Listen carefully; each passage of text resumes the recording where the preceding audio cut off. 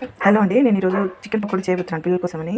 1 kg chicken, ఇందులోనే ధనియా powder, మిర్చి powder, అల్లం వెల్లుల్లి పేస్ట్ అండ్ బియ్యం పిండి కూడా కలపబోతున్నాను. ఇవన్నీ కలిపి హాఫ్ అన్ అవర్ మ్యారినేట్ చేసి చికెన్ పకోడీ చేస్తాను అనమాట పిల్లల కోసమని. ఇందులోనే ఒక 2-3 స్పూన్స్ బియ్య పిండి కూడా యాడ్ చేస్తాను. ఈ బియ్య పిండితో కొంచెం క్రిస్పీగా వస్తాయన్నమాట.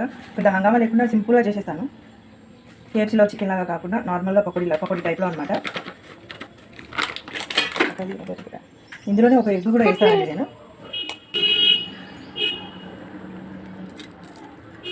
ఓకే, ఇలా కలిపిస్తాను అనమాట. కలిపేసేసి కొద్దిసేపు మ్యారినేట్ చేసి పక్కకు పెట్టేస్తాను. మ్యాగ్నెట్ అంటే మ్యాగ్నెట్ ఇట్లా గుద్దుకుంటున్నారమ్మా.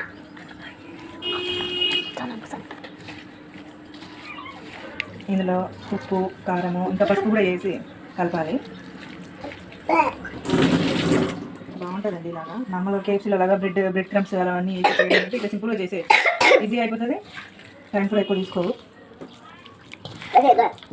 చూడండి, మ్యారినేషన్ అయిపోయింది. ఇది కొద్ది హాఫ్ అన్ అవర్ పక్కకు పెట్టేసి తర్వాత ఫ్రై చేసి చూపిస్తాను మీకు. చూడండి, ఆయిల్ వేడైంది కదా. ఇందులో మ్యారినేట్ చేసి పెట్టుకునే పీసెస్ ఒక్కొక్కటి వేసుకుంటూ ఉన్నానండి. ఫ్రై చేయాలి. వేస్తాను చూడండి.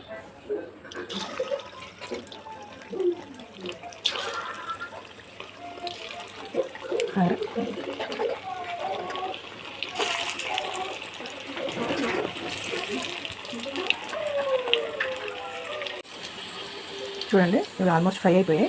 వీటిని తీసేద్దాం. ఇలా దూరంగా కాల్చండి, ఎర్రగా వచ్చేసరికి. అప్పుడు లోపల చికెన్ కూడా లోపల బాగా ఫ్రై అవుతుంది. చూడండి ఎంత బాగా క్రిస్పీగా ఉన్నాయో.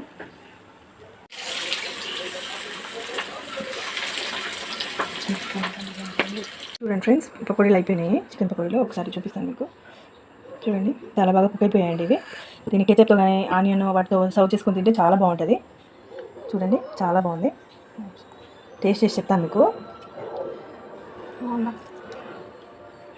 సూపర్ అండి, చాలా బాగుంది.